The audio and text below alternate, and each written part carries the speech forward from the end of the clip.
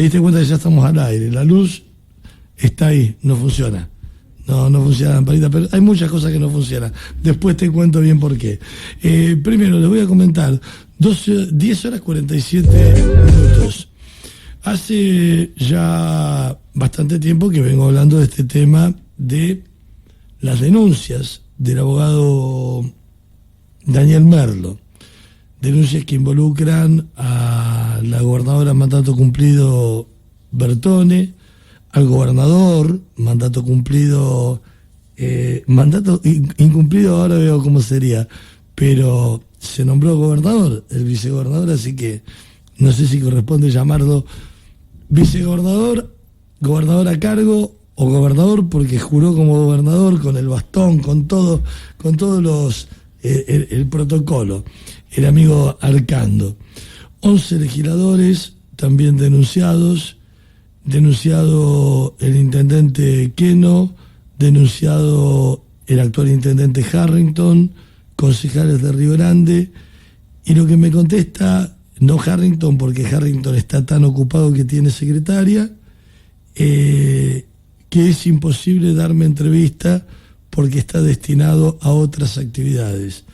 O sea que claramente Harrington no quiere hablar del negociado de las tierras fiscales que hizo con el gobierno de Bertone y Arcando, que viene de vieja data, donde hay muchos empresarios de Tierra del Fuego involucrados en la compra de esas tierras a un valor ínfimo, y para que tengan idea, estamos hablando de cientos de hectáreas, y hoy, si vas a comprar un terrenito a Tolwyn, no cuesta menos de $1 millón, y por cada hectárea sacás 40 lotes.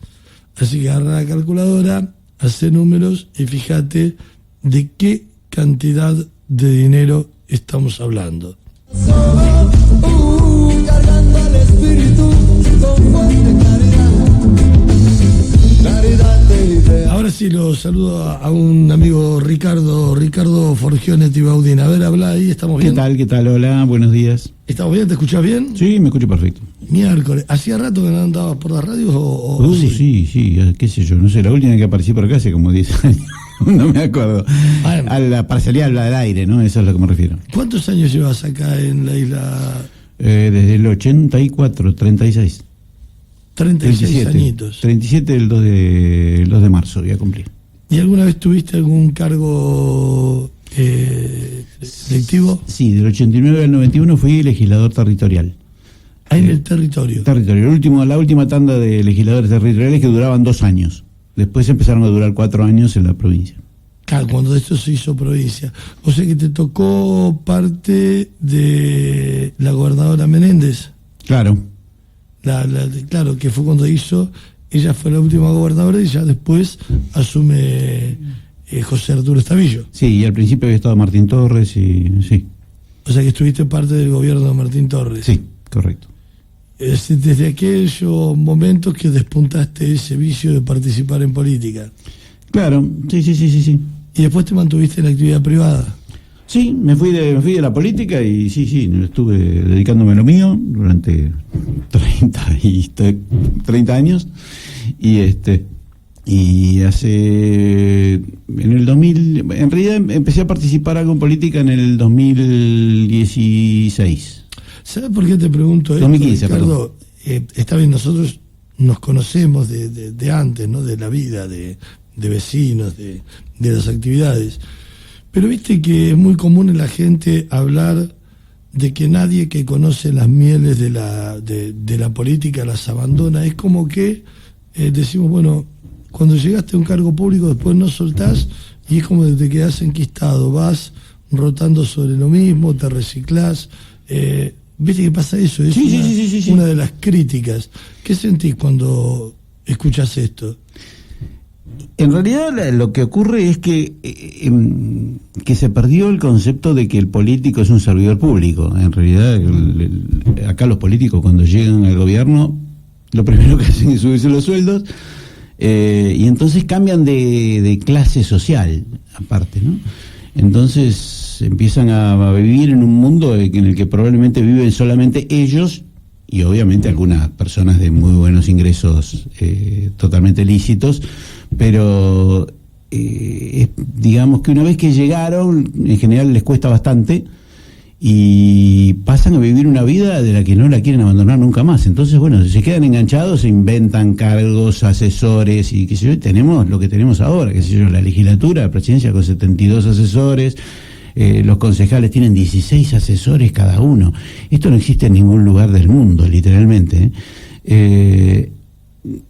Cuando nosotros vemos fotos del mundo en la que el presidente de Suiza va en colectivo a la casa, de su casa al trabajo, claro, ¿no?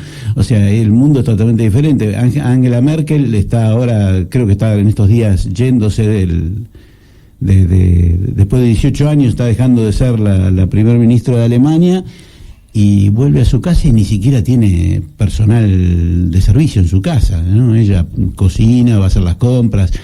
En general, en el mundo, los políticos son gente normal, común y silvestre, que comparten las mismas preocupaciones y los mismos sacrificios que la población, porque si vos no compartís eso es muy difícil entender qué es lo que le pasa a la gente.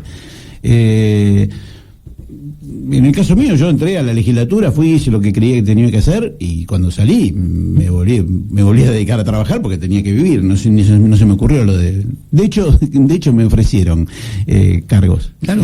Porque aparte lo que te ocurre es eso, es que es difícil irse porque los políticos que están adentro prefieren tenerte adentro enganchado que tenerte en contra hablando en contra. Entonces, lo primero que hacen es ofrecerte cargos, la realidad es esa.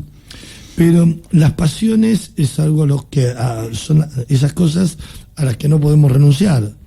Yo entiendo de que la política también tiene pasión. No sé si debe tenerla, y no quiero confundir pasión con vocación, porque me pasa, lo he visto, mucha gente que se dedica a la política y que realmente no hay lugar en sus vidas otra cosa que no sea la política. ¿Me expliqué?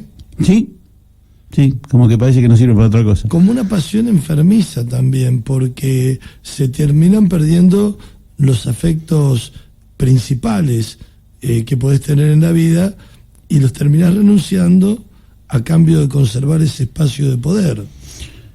Sí, bueno, la comodidad y el poder son de algún modo algunas de las cosas, digamos, por las que mucha gente desea, y el poder tiene un efecto de algún modo adictivo y alucinógeno, diría. Esta capacidad de poder decidir lo que uno hace, no tener que casi diría decidir por la vida de los demás. Lo que pasa es que está mal entendido ya de por sí el concepto del político. Se supone que el político es un tipo que viene a ofrecer soluciones y solucionarle problemas a la gente, no solucionar sus problemas complicándole solo a la gente.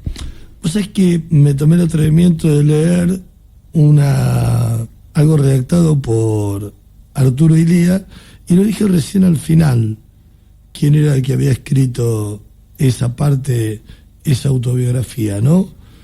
Un tipo que tuvo que estudiar, tuvo la posibilidad de estudiar, de recibirse de médico, que se dedicó a la política, pero después volvió a su vida, ¿no? Cuando desde la misma política se le termina impidiendo ejercer el gobierno. Corregime si no compartís el concepto, pero fíjate que ahí tenemos un político que volvió a su vida, al llano, al consultorio. Sí, no en el caso de presidentes, pero sí, hay muchos políticos que vuelven a su vida normal. Esta es la realidad. Nosotros nos queda en la cabeza el tipo que pasó por 5 cargos, 6 cargos. El tipo que pasó por un solo cargo y se fue, generalmente queda poco en la memoria de la gente. Pero todavía es demasiada la gente que queda enquistada dentro del sistema político, eso no tengo ninguna duda. Y tenemos tipos, obviamente, con los que vos... hay políticos con los que vos podés disentir políticamente, porque es el juego de la política, digamos. Esto de la política es eso, es una confrontación de ideas en las que varias personas proponen sus soluciones y bueno, y el voto popular y la puja de ideas y la negociación es lo que termina diciendo cuál es la que gana de algún modo, la que se pone en práctica. El sistema es muy engañoso porque la realidad es que buena parte de los políticos lo que terminan haciendo es, lo que zumba es el teléfono. Lo que buena parte de los políticos terminan haciendo es conseguir votos con el dinero popular, digamos, con el dinero del erario público, y es como, de algún modo es como hacer trampa, y por eso se enquistan en el gobierno. El problema ahí no son solo los políticos, o sea, para que haya una coima tiene que haber uno que la dé y otro que la recibe, y la población tendría que entender que cuando un político te da algo, lo que está haciendo es colmearte, cuando te está dando algo gratis, ¿no? Claro, pero mirá el ejemplo. Y con plata tuya encima. Me traes una cosita que quería señalarte.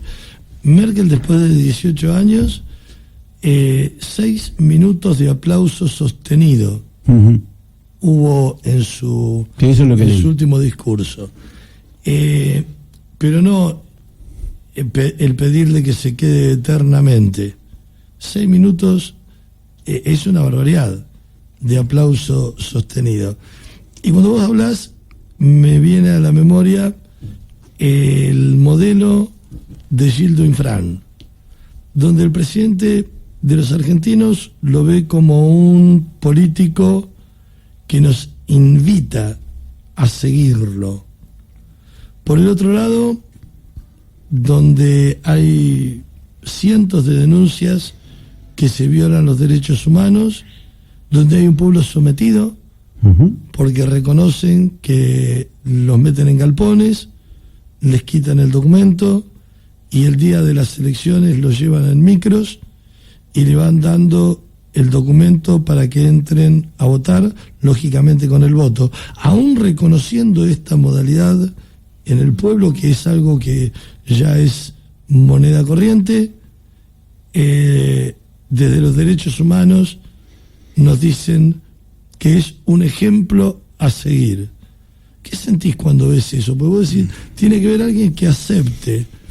Pero ¿qué pasa cuando no lo aceptás, sino que te lleva un poco la necesidad? Yo creo que la necesidad no me va a llevar a robar, pero la necesidad puede llevar a esta gente a sostener un voto para alguien que lo está esclavizando. Bueno, los comportamientos de los esclavos son complicados. La realidad es que no es que... bueno, al principio la base de ser esclavo es no tener libertad. Este es el punto, ¿no? Ya saben que no la tienen. Ya saben que no la tienen. Y la libertad es probablemente... Nosotros los liberales, digamos, es nuestro cáliz a seguir o a tratar de conseguir. Pero la realidad es que hay una buena cantidad, en cualquier caso es una apetencia o algo a lo que aspiramos las personas que tenemos solucionados otros problemas. Vos cuando tenés un tipo que está muerto de hambre y le decís que elegiste la libertad o un poco de comida, y elige comida. No sabe la libertad, ¿no? No sabe la libertad es algo lejano allá que puede aspirar la gente que ya tiene solucionados los problemas básicos. La cuestión es que lo que nosotros tratamos de transmitir es que con la libertad se consigue eso, la comida también. O sea, en el mundo los países más libres son los que mejor se vive. Podés buscar la lista de libertad económica, después la tengo por ahí, así que después si quieren la seguimos, pero son Singapur, Nueva Zelanda, Australia, países en los que se vive fantásticamente bien, en que los niveles de pobreza no llegan ni al 3%, digamos. En que están solucionados casi todos los problemas, no hay problemas de salud, o sea, la libertad es importante, no es broma,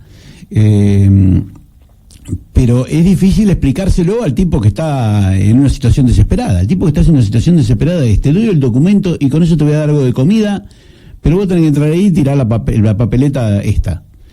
Y claro, es una situación de vida o muerte para los tipos. La consigna es: si vos no me votás, no tenés más plan social. Claro, no tenés más ayuda social. Pero es lo que decía yo antes, el plan social, lo están coimeando de algún modo, con su propia plata, con plata que proviene del erario público, plata que proviene de los impuestos, y los impuestos no los pagan. Como la gente tiene en el imaginario popular existe la idea de que los impuestos los pagan los ricos. No, los pobres los impuestos los pagan los más pobres en realidad. Porque es el que no puede escaparse de ningún modo. Cuando acá en Tierra del Fuego no pagamos IVA, pero sí pagamos ingresos brutos. Cuando vas a comprar comida, en toda la comida viene el 5% de ingresos brutos. Cuando pagás el resumen de la tarjeta, pagás el ingreso bruto. Cuando pagás el resumen de la tarjeta, pero supongamos que no, porque, claro, pero vos tenés tarjeta. Yo me refiero al nivel de población que ni siquiera tiene tarjeta y que piensa que no está pagando impuestos. Sí está pagando impuestos. Incluso, aunque no pagues el IVA local, los productos que vienen del norte vienen en la comida hay aproximadamente 54% de impuestos. Imagínense lo que sería si la comida valiera la mitad. Bueno, la otra mitad va a pagar política, porque los impuestos es política. Y diferenciemos esto, que hace unos días estaba escuchando una nota interesante que hablaba de, cuando a la gente le preguntaban por los impuestos, muchos se habían dicho que lo que le había aumentado era la luz, el gas. No, esos son servicios, claro, otra cosa. Cuando vos pagás luz, estás pagando por un servicio, o sea, te dan energía eléctrica y vos pagás energía eléctrica. Cuando vos te llega el gas a tu casa, pagás el gas. Cuando te llega el agua, pagás el agua. Pero cuando vos pagás impuestos, lo que estás pagando es la política. O sea, es para sostener el aparato político, que es monstruoso en Argentina. El problema es ese. Estamos pagando 16 asesores por concejal, 70 y pico de la presidencia de la legislatura. A su vez, cada legislador tiene, no sé, 7, 8 asesores, más los asesores del bloque. O sea, imaginémonos que en la legislatura hay como 600 personas de empleados para sacar unas cuantas leyes anuales, que la mayor parte son declaraciones de vemos con agrado y ese tipo de cosas. O sea, tomo tu explicación para aclararle a la gente que no existe impuesto solidario. Claro. Porque es un impuesto. Es un impuesto. Impuesto, la palabra lo dice, es algo que fue impuesto. No existe el impuesto solidario. Es un invento de cierta dirigencia política para tratar de distraerte y que no comprendas, porque no existe un ahorro, no un impuesto solidario. O sea, si es un impuesto a la fortuna, es un impuesto. O sea, le cobro impuesto que tiene plata.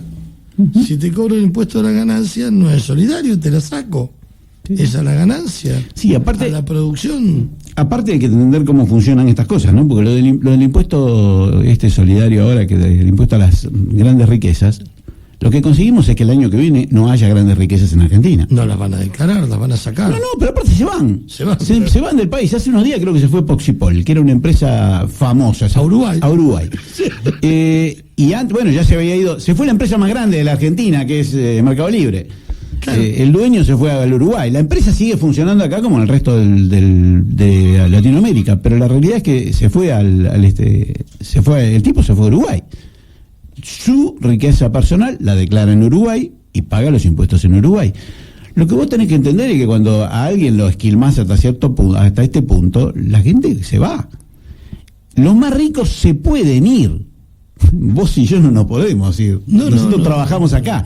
Y 40 millones de tipos, ¿no? Trabajan en Argentina y no es tan fácil irse del país. Pero por eso existe, discúlpame que te interrumpa, una gran cantidad de jóvenes que quieren irse, que quieren conocer esos otros países donde viven una vida diferente, ¿no?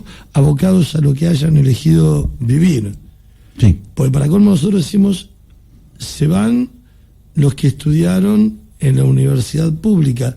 No, se formaron y no encuentran lugares para ejercer su vocación acá y se tienen que ir, están obligados a irse. Yo cuando miro el impuesto, o sea, que me pasa muy de vez en cuando, estamos hablando con Ricardo Forgione Tibaudín, me pasa muy de vez en cuando que digo, claro, si no se invierte en la ciencia, el científico no se puede quedar, porque no puede tener dinero para desarrollar las investigaciones, que es su pasión. Entonces tiene que emigrar a países donde existe esa inversión y lógicamente va a ser valorado él como investigador, ¿me expliqué? Sí, perfecto. O sea, no es que se quiera ir porque no es patriota. Pero lo que pasa es que no existe investigación, que no necesariamente la investigación tiene que ser solventada por el Estado. La realidad es esta. En Estados Unidos, digo Estados Unidos, pero es casi todo el mundo, digamos, el mundo desarrollado, digamos. La investigación las ponen las empresas. O sea, esta es la realidad. Hay empresas o sea, es lícito tratar de invertir en algo, desarrollar algo, y cuando conseguís ese algo, obtener un lucro por eso. Como hay posibilidad de tener un lucro por tus desarrollos, tus inventos, tus descubrimientos, entonces las empresas invierten. En Argentina no te dejan. Si llegás a descubrir algo, en general te lo termina o confiscando o regulando el Estado a punto tal que no podés explotarlo. Entonces, ¿qué pasa? Y la gente se va a otro lado. Esta es la realidad. Y hay una relación, es complicado esto desde el punto de vista económico. Cualquier economista lo va a entender, pero es difícil de explicarlo. Pero la relación o el nivel de los salarios de las poblaciones va en relación absolutamente directa con la inversión de capital. O sea, cuanto más capital hay invertido en un lugar, los salarios son más altos.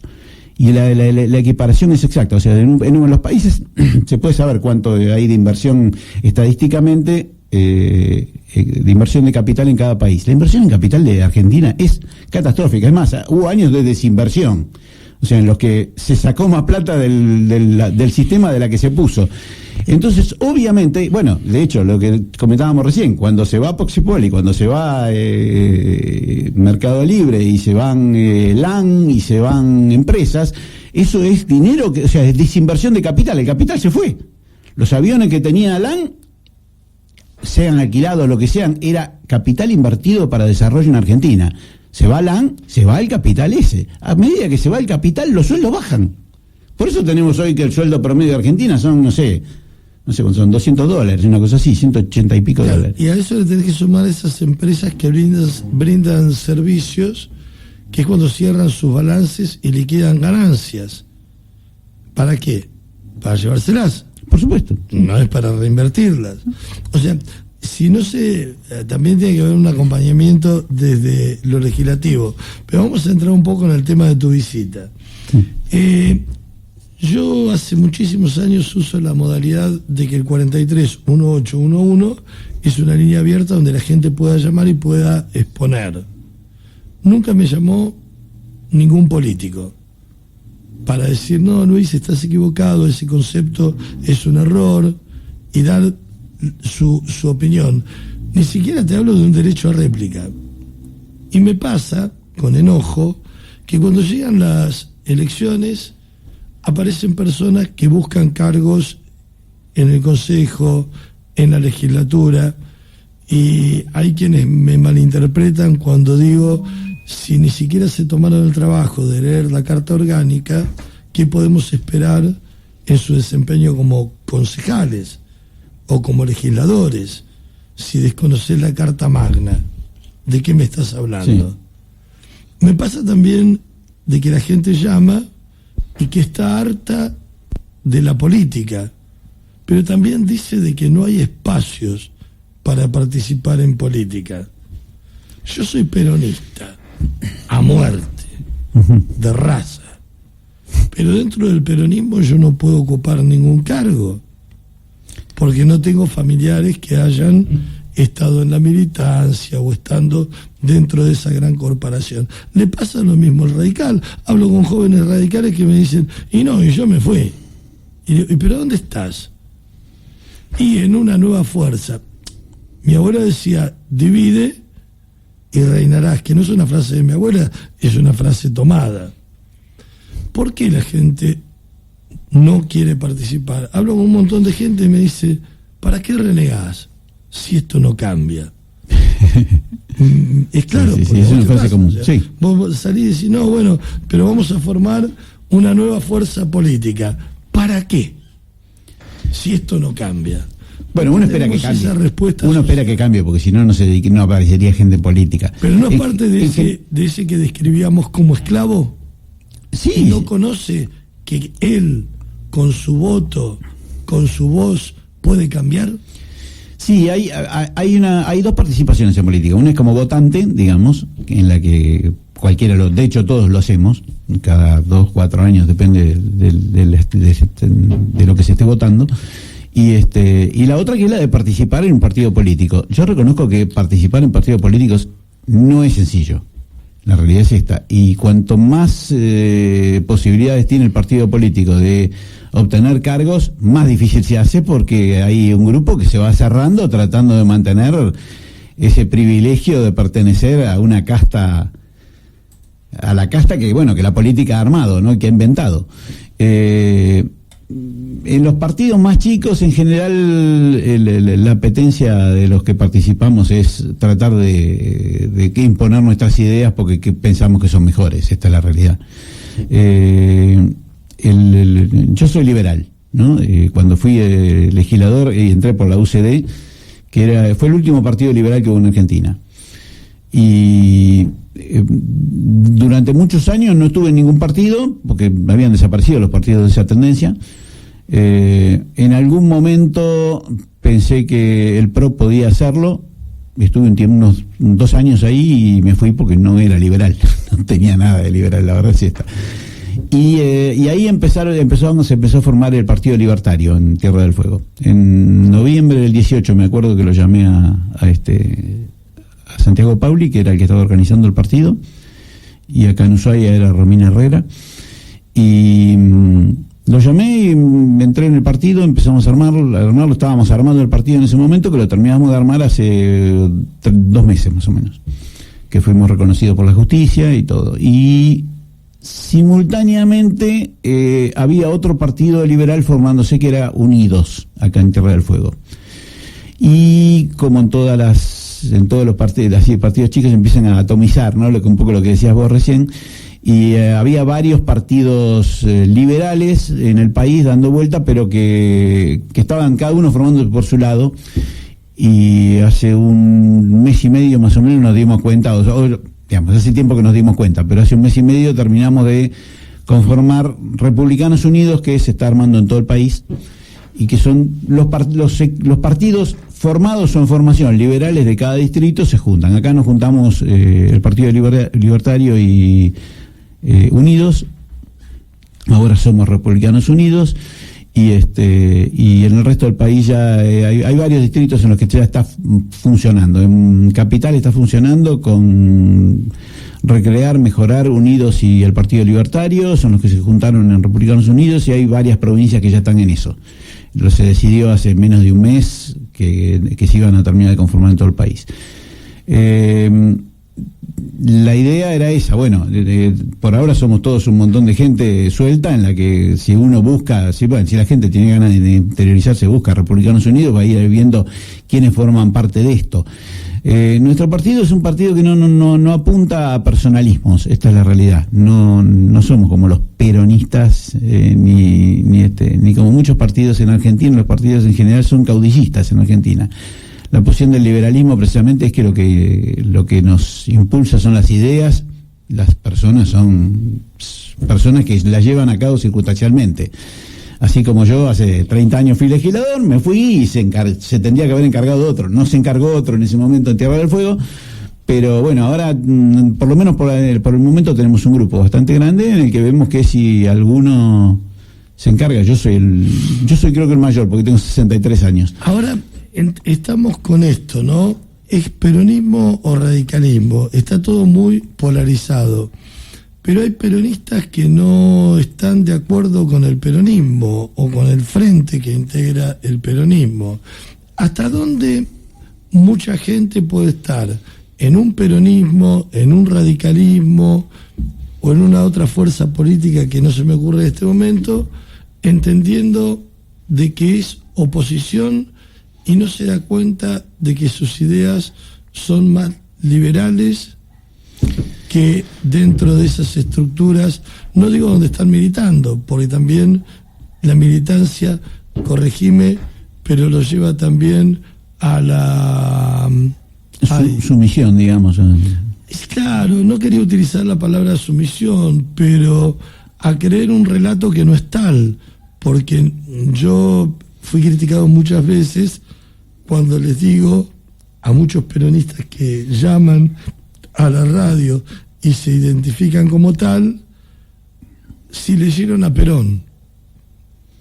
Bueno, la pregunta primero es... Y no los leen. La primera pregunta es ¿qué es el peronismo?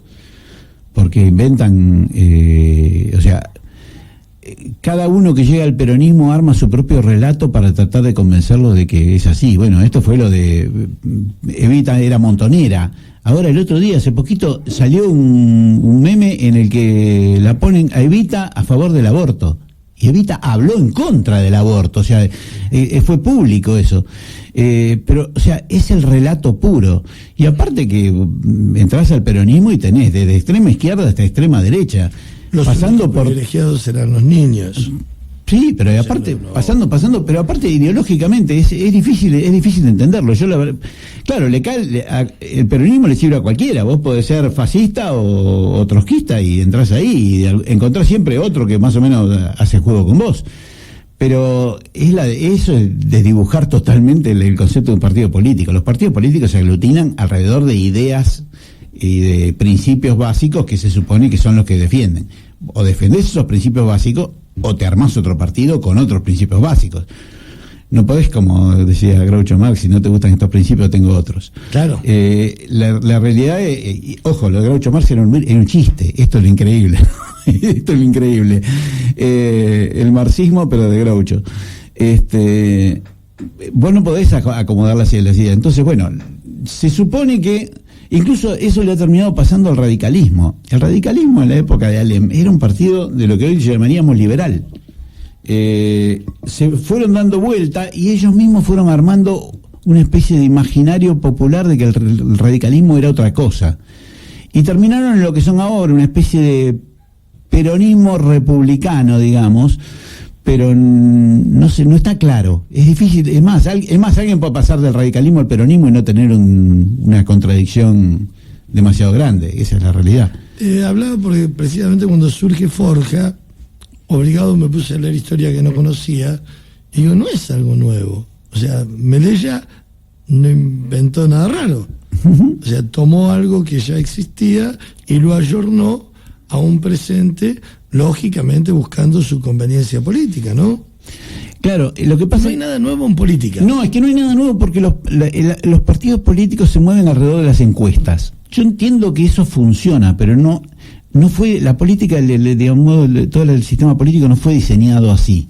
Se supone que la función de un político es imaginar un conjunto de reglas para funcionar, una cantidad de soluciones, proponérselas a la población. Si la población decide por vos las pones en práctica. Y acá el mecanismo es al revés. Que incluso dibujado un poco, con un poco de relato, hasta suena fantástico, pero en la práctica es fácil demostrar por qué no funciona. Es como preguntémosle a la población qué quiere, buscar vía las encuestas, ¿sí? Después, según lo que la población dijo, nosotros tratamos de prometer que vamos a hacer eso, y cuando llegamos hacemos lo que podemos, ¿no? No importa demasiado, pero el mecanismo es al revés, o sea, cuando vos vas al médico, el médico no te pregunta y te dice, ¿y usted qué cree que habría que hacer? Y entonces vos le decís, yo creo que me tendría que dar tal remedio y me tendría que hacer una tomografía. Y el médico entonces te da tal remedio y la tomografía. No. A ver, vos vas porque el médico sabe qué es lo que hay que hacer, ¿sí? Y el médico le decís, doctor, tengo este problema. ¿Qué es lo que puedo hacer? Y el médico te da y vos las vas y las haces. La función del político real debería ser ofrecer soluciones, ¿sí? Y por supuesto, y ponerlas en práctica. Y el mecanismo es al revés. La gente, los políticos tratan de hacer lo que la mayor parte de la gente tiene para obtener el voto. Y así no funciona. La función del estadista es precisamente presentar el punto al que quiere llegar. Yo quiero que la población, quiero bajar la desocupación del punto actual, no sé, llegarla al 3%, que los salarios suban un 50%, y déjenme hacerlo. Y después vos llegás y que el político que propuso eso, apuntando a esos objetivos, lo lleve a cabo, incluso cuando algunas medidas pudieran ser impopulares, porque a veces es difícil explicar por qué una o dos medidas son impopulares. Es como cuando el médico le dice al paciente que le va a tener que amputar la pierna, ¿sí? No es muy agradable para el paciente. A la realidad es que si no le amputa la pierna se muere el tipo, ¿no? Entonces, hay ciertas cosas que vos tenés que decir, mira, acá vamos a tener que hacer un ajuste en este punto, en este punto y en este punto. ¿Por qué? Porque si no nos va a ir peor. De hecho, acá no hacen el ajuste en este punto, en este punto, en este punto, y cada vez nos va peor en Argentina. Más impuestos, claro, para permitir sostener eso que no nos sirve. Hablaban de confundir el cargo público con ser una carga pública. Yo no lo entendí y todavía nadie me lo explicó, cómo la actual legislatura puede aumentar sus dietas modificando una ley, cuando esta la Constitución dice que no debe ser así. ¿Pueden hacerlo? Sí, modifiquen, pero se aplica a partir de la próxima legislatura. Si no, me estoy aumentando el sueldo a mí mismo. Sí. Entonces se disparan los sueldos de toda la planta política, se aumenta el cupo para que ingrese gente en planta política y me anuncian que tengo un déficit de 17.000 millones. ¿Qué hice? Sí, aparte porque ni siquiera tiene una explicación práctica esto, porque si hubiera superávit, vos decís, bueno, de última están repartiendo lo que hay, pero que están repartiendo lo que no hay, eso es lo más increíble. Se están repartiendo entre un grupo lo que no existe. Y si vos repartís lo que no existe, estás repartiendo lo de los hijos y lo de los nietos. O sea, es fácil, alguien lo va a pagar en algún momento. Sí, es así, es que tal cual, es tan disparatado como lo planteaste vos. Claro, es como que pido que alguien me lo explique y por ahí no me dan entrevistas, pero leo que declaran, lo hemos hecho en el momento oportuno. ¿El momento oportuno cuál es? ¿Están atravesando una pandemia? No, en que ellos necesitaban plata, que eso es el momento oportuno. Bueno, el momento oportuno para ellos, vamos a vivir mejor, nosotros, dijeron. Estamos lamentablemente en un momento mundial donde la economía cae. En la mayor parte de los países se redujeron los sueldos, no muy lejos, acá en Uruguay. Entonces, y también lo hizo Chile. Y lo hizo Chile, por eso. Y vos decís, a ver, vos recién hablabas, pueden haber ajustes que no sean simpáticos, pero el pueblo ya no tiene más lugar por donde ajustar. Uh-huh. Entonces, cuando aparece una nueva fuerza y más bajo ese estigma liberal, ¿no? Porque no sé a dónde llega la confusión de decir, no, vos estás en contra de... ¿En contra de qué está el liberalismo? Del disparate. En realidad, bueno, la base nuestra es tratar de mantener libertades plenas para la gente, porque cuando la gente tiene libertad plena, produce más. Y la libertad tiene que tender a ser completa, digamos. Cuando vos a un tipo le estás cobrando un 54% de impuestos, la libertad está muy limitada, digamos. La libertad está limitada al 46% que le queda, casi diría yo. Porque vos estás trabajando, los argentinos en general estamos todos trabajando hasta alrededor de mediados, o sea, empieza el año y trabajás hasta mediados de agosto para pagar impuestos. Y de ahí en adelante te queda plata para vos. Incluso en el tema del campo, que todos piensan que el campo es fantástico. El problema del campo es que el campo en Argentina es extremadamente productivo. El campo paga aproximadamente entre impuestos, retenciones, todo ese tipo de cosas, 72% de impuestos. Me decían que... O sea, con el 28% restante, igualmente el campo sigue siendo rentable. Así que imagínate lo que sería, ¿no? Porque si en vez de dejarle el 28, le dejaras el 60%, que es lo que en cualquier país queda, generalmente los impuestos están por debajo del 40%, el campo explotaría y entraría tanto dinero del campo que todo el resto viviríamos mejor, porque habría inversión de capital ahí, es volviendo a decir lo que decíamos antes, ¿no? Pero no, lo que hacemos es explotarlo al del campo hasta el punto, o sea, lo que encontramos que en el campo todavía se produce. Entonces, ¿qué hacemos? En vez de fomentarlo, no, a ese le empezamos a sacar un poquito, le subimos los impuestos, le subimos las retenciones, y cuando el tipo está queda en la lona y se funde, ¿qué hacemos? Lo subsidiamos. Es un disparate. Claro, me explicaba un productor que de 3 jaulas de ganado, 2 se quedan en impuestos y retenciones, y una es la que paga nada más, o sea, paga nada más que el combustible. Y me explicaba que una vaca tiene 1 año, o sea, el tiempo de parición es de 1 año. Entonces me hacía una cuenta larga, tediosa para los oyentes, donde me explica de que en poco tiempo no vamos a tener ganado. Porque no les conviene, entonces, bueno, no vamos a tener ganado. Y recuperar el ganado para la ganadería, para un país, son muchos años de sacrificio. Sí. De sacrificio. Bueno, en la década ganada perdimos 15 millones de cabezas. O sea, bajamos de los 50 y pico de millones que había a 30 y algo. Yendo al terreno de la producción, fíjate que cuando los galeses desembarcan en Argentina, logran en la Patagonia ganar la espiga de oro en España por la calidad del trigo. Claro. Entonces, la pregunta que surge es, ¿por qué no se cosecha trigo en la Patagonia? Y me dicen no, y ahí es donde aparece una prohibición en el gobierno de Perón de cultivar trigo en esa zona. No, esa no lo sabía. Claro, está escrito en la historia de los galeses, cuando te dan la tacita, te dan la historia de Gales. ¿Y cómo destruyeron la economía? No, los galeses siguen ahí en la colonia. Claro. O sea, cómo ellos siguen estando en la colonia. Tuvieron que renunciar al trigo. ¿Y pero qué favorecimos? Cuando hablas con ingenieros y te explican que no se han hecho las obras de riego en el Río Negro y que estiramos toneladas y toneladas de agua al mar que podría ser aprovechada para riego. Y dice, ¿por qué no se hacen las obras?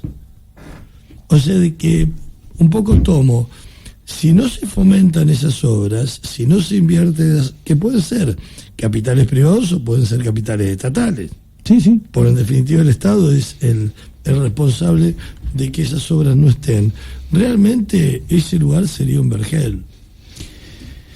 Sí, y mira, la prueba está vos habrás oído hablar varias veces de que hablan en contra de los Benetton, porque ahí en Maitén, viste que, bueno, todo lo que hablan no fueron ahí. No.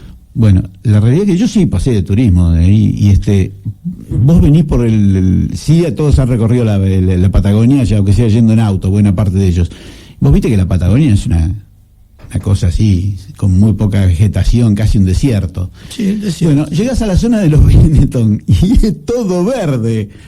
Es monumental, y no es tanto, pero la realidad es que no es, o sea, son unas cuantas hectáreas, pero no es o sea, comparado con la Patagonia, no llega a ser un puntito en el mapa, ¿no? Pero la realidad es que los tipos invirtieron plata. Hasta hicieron un museo con un centro de interpretación. Paradójicamente se quejan tanto, pero es el único centro de interpretación que hay en la Patagonia sobre los aborígenes. Que está aparte hecho se ve con así un nivel muy alto, o sea, han llamado a un curador de museos que lo hizo muy, muy bonito. Hay una pulpería al lado donde puedes tomar algo, y el resto son plantaciones, y donde mirás así se ven forestación, ¿no? Para extraer madera. Hay pinos uno al lado del otro, y después ahí el campo está sembrado. Entonces vos ves que al tipo al que lo engañaron, digamos, y le dijeron que en Argentina se podía invertir tranquilamente, es al tipo que le están... Hay un montón de progresistas hablando de peste de los Benetton, y en realidad los Benetton son tipos que invirtieron en Argentina. Hay fuentes de trabajo, rescataron un lugar que hasta ese momento era una estepa horrible, digamos, y árida. Le hicieron el regadío para poder plantar. O sea, el tipo que en Argentina hace algo, encima hay toda una clase que se encarga de lapidarlo. Ahí es donde caemos a que no en vano hay gente que ha invertido mucho dinero en campos que la gente cree que son campos improductivos en la Patagonia.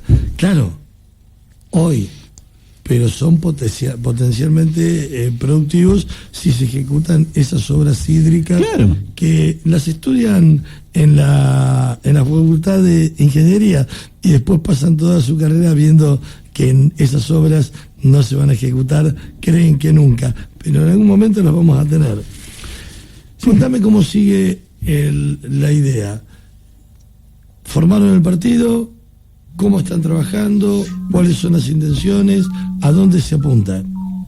En realidad estamos empezando a trabajar. Ya hay algunos, estamos trabajando. En realidad este año lo hemos aprovechado para hacer conferencias por Zoom entre nosotros, porque nadie podía juntarse.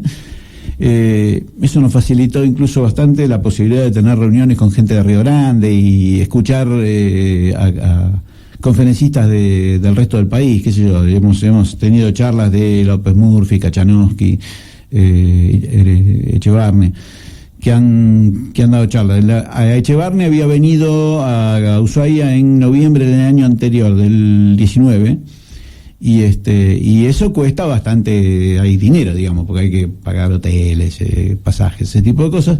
El Zoom nos facilita ahora tenerlo sin tener que mover a la gente y todo el mundo lo entiende, y nos ha facilitado también porque todo el mundo ahora ya tiene Zoom o en su celular o en su computadora, entonces hay menos trabajo logístico que hacer, y esto nos ha facilitado bastante las cosas.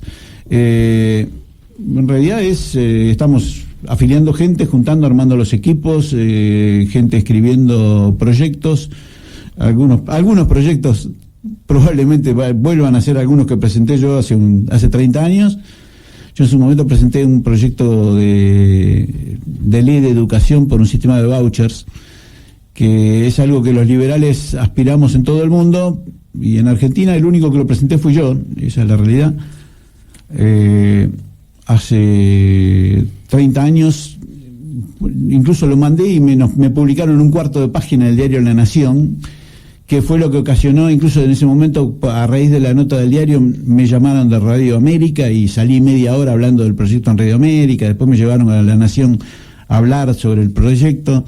Se discutió bastante acá en Tierra del Fuego en algunos medios en ese momento, pero bueno, nunca tomó, o sea, fue presentado, pero ni siquiera fue discutido en comisiones. ¿En qué consta? El mecanismo la idea es cambiar. Es bueno para definir qué es lo que pretendemos los liberales, porque el concepto es cambiar el poder de decisión, donde quién es el que lo toma en educación. Cualquiera te puede decir que el poder lo tienen los que tienen el dinero. ¿Quién tiene el dinero en educación? El gobierno. Por lo tanto, el gobierno es el que decide cuál es la educación. Y tenés la educación que te da el gobierno, o no tenés. Esta es la realidad, no tenés muchas posibilidades, hay muy poco margen de maniobra ahí. Entonces el planteo nuestro es: el Estado tiene que asegurar la educación. ¿Cómo la tiene que asegurar? Y bueno, de última, pagar por ella. Entonces el concepto es: se agarra el presupuesto de educación, se divide por la cantidad de alumnos, y a cada padre se le otorga se llaman cheques por educación, se le otorga un cheque por un mes de educación para cada uno de sus hijos. O sea, por cada chico en edad escolar tendrá un cheque de educación que el que lo endosa es el padre. Y la idea es que haya escuelas, casi diría, con relativamente pocas limitaciones, no mucho más allá que las que cumplan las cuestiones edilicias. Podrían ser escuelas como las que conocemos hoy, o podrían ser escuelas de 3 docentes que forman una escuela para 18 alumnos, por ejemplo, no importa. Y eso, hagamos el caso con estos 18 alumnos, los padres le darán el cheque a esas 3 maestras van y los cobran, o sea, los depositan en el banco para que les acrediten el dinero. Entonces, cada padre tendría el dinero de su chico, para pagar una educación, que podría ser o sea, se iría perdiendo el concepto de lo que es la escuela estatal y la escuela privada, porque en realidad todas serían estatales y todas serían privadas, ¿no? Todas se solventarían con el producto del cheque ese que te da el gobierno, y todas serían privadas, porque cada uno podría montar una escuela a su manera. La idea es que bueno, en el proyecto estaba un poco más definido, ¿no? Había un 20% que se destinaba a los organismos de contralor, que eran los que tenían que asegurarse que las unidades educativas esas, bueno, tuvieran una salida que cumpliera los mínimos, o sea, que hubiera un mínimo en una serie de materias que tienen que cumplir, y la idea es precisamente poder diversificar, que existan diferentes tipos de escuela. Nosotros siempre escuchamos esto de el tipo que le gusta el ajedrez dice tendría que enseñar ajedrez. El tipo que le gusta la música dice en la escuela tendría que ser obligatorio la música. Y al que le gusta la agricultura dice en la escuela tendría que haber granjas solidarias. Y no hay posibilidad de que un chico, ni que un docente, ni que dé tantas materias, ni que los chicos pudieran asimilar tantas materias. La realidad es que en general lo ideal es que los chicos vayan a lo que más les gusta. Hay chicos que van a estar mucho mejor con deporte, hay chicos que van a estar mejor con literatura y hay chicos que van a estar mejor cultivando el campo, y a cada uno le va a gustar eso. Lo traemos en nuestro presente, la tecnología, la informática. La informática, entonces, si vos tenés un chico que lo vuelve loco la informática, bueno, a lo mejor ir a una escuela en la que den matemática, literatura o lengua, geografía e historia, que serían las 4, digamos, materias básicas, los requisitos mínimos que tiene que cumplir, y después lo puede hacer de la manera que quiera, y aparte lo pueden hacer de diferentes maneras, digamos.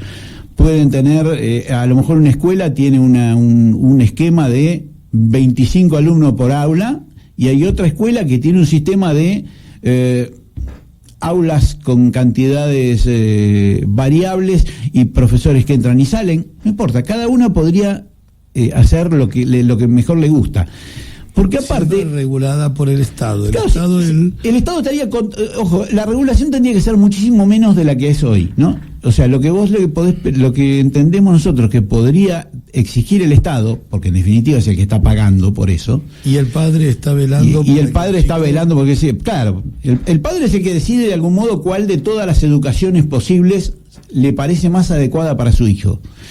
Y es más, si ve que la escuela a la que lo mandó no le gusta, lo podría cambiar de escuela, porque los cheques los pueden usar a otra escuela.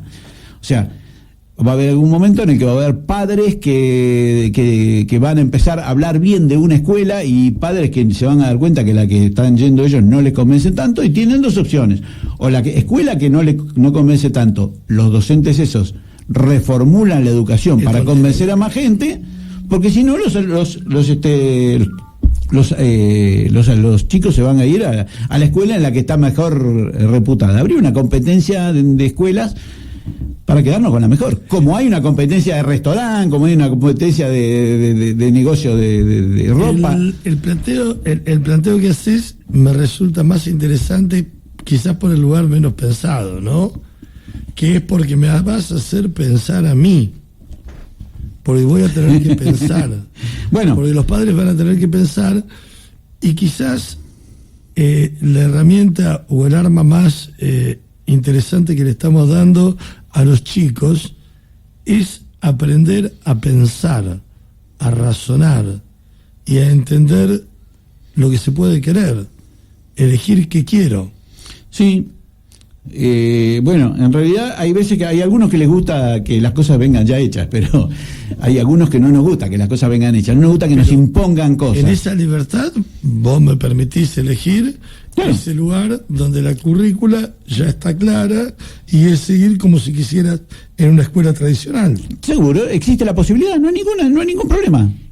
Lo único que cambiaría en ese caso es cómo es que el Estado da el dinero, digamos, si se lo da directamente vía la educación actual, como el sistema actual, o se lo da a los padres para que los padres lo endosen a esa escuela. No habría ningún problema. Incluso en el proyecto del planteo era ese, que las escuelas actuales podían existir. Si en algún momento había una escuela que se empezaba a quedar sin alumnos, porque se iban a una de las múltiples ofertas posibles, bueno, esa escuela tendrá que cerrarse como cualquier escuela.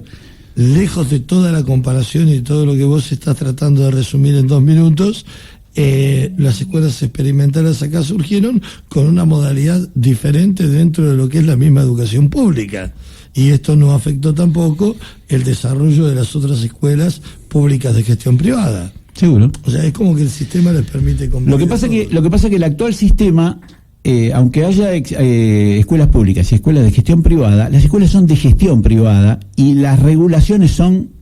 Yo en algún momento formé parte de una asociación de una escuela privada.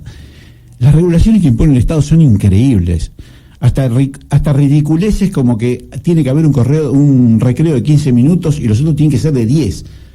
Es un disparate, o sea, ya ni siquiera el Estado no se mete solo en las currículas, sino que se mete hasta en la forma de administrar los recreos. Es una cosa increíble. En realidad lo que tenés que pedirle es, no sé cómo lo van a hacer, háganlo de cualquier manera, mientras el tipo salga sabiendo, eso es lo que es el objetivo de la escuela. Y aparte, porque lo que estamos haciendo es, al tener un sistema tan extremadamente rígido, es que no sé si vos sabés, pero cada unos 15 años más o menos algo cambia en Argentina. No sé, hubo un momento que la escuela, no sé si te acordás, que iba hasta 7º grado, después pasó al EGB y lo cambiaron, y sacaron las escuelas técnicas, se las volvieron a poner y lo corrieron, y había un EGB 1, un EGB 2 y un EGB 3, ahora como no tengo hijos en edad escolar, ya no sé bien cómo está funcionando en este momento, pero... Es más, me acuerdo que mi hija pasaba, que iba con tu hija al colegio, pasaban del EGB1 al grado no sé cuánto, porque justo había cambiado el sistema. ¿En qué grado? No sé si está en primero. Ni ellas sabían en qué grado estaban. Incluso en la escuela tenía dos denominaciones en la misma división. Pero aparte de cambiar eso, ¿sí? Todos esos cambios que hacen, es como ir probando, porque dijeron... Esto fue en la época en que yo estaba de legislador, que me acuerdo que Filmus era el ministro de Educación de ese momento, que había traído a Argentina el sistema español, que era bastante paradójico, porque 2 años después el sistema español en España lo dieron de baja porque les pareció que estaba mal. Pero bueno, la cuestión es que, déjame terminar esto, cada año, cada una tanda de años cambiamos el sistema, a ver si funciona. Y si no funciona el sistema, arruinamos una generación. ¿Se entiende? O sea, no es algo en lo que podamos experimentar en la educación de esa manera, y lo más disparatado es experimentar con todos los alumnos simultáneamente. Decime si no sería mucho más práctico tener, casi te diría, infinitos sistemas educativos, y cuando vos tenés infinitos sistemas, hay uno que va a funcionar mejor que el otro. Y a lo largo del tiempo se va a imponer. Pero si no haces el experimento, aunque sea, lo único que haces es que si anduvo todo bien, pero si anduvo mal para todos, si arruinaste la generación completa. De esta manera podrías tener, aparte es partir de una base o una premisa que es falsa, que es pensar que todo el mundo es igual. Y si hay algo que es absolutamente cierto, es que somos todos diferentes. Entonces, no puede haber un sistema educativo estándar para todos, porque somos todos diferentes. Hay grupos a los que le va a ir mucho mejor la actividad del aire libre y la agricultura, y grupos a los que le va a ir mucho mejor la literatura, y otros a los que se van a dedicar más a la matemática o a la computación o a la historia, digamos. Entonces, podríamos acomodar mejor a las virtudes y a las preferencias de cada uno. El peligro es darle al chico la libertad de crear, de pensar, de razonar. Sí. Se torna un peligro. Claro, después votan. Porque esto van a votar después, claro. ¿Tenés para quedarte un par de minutos más? Sí. ¿Sí? Entonces déjame hacer una tanda y después vamos a seguir hablando, porque todo esto que me decís, estamos omitiendo el problema fundamental que tenemos todos, que tiene que ver con una economía y un país que cada día tiene menos puestos de trabajo en el sector privado, pero más posibilidades de conseguir planes o algún beneficio a través del Estado. Pero déjame hacer una tanda y después también escuchamos oyentes. Dale. Bueno. Todos. En el verano 2021.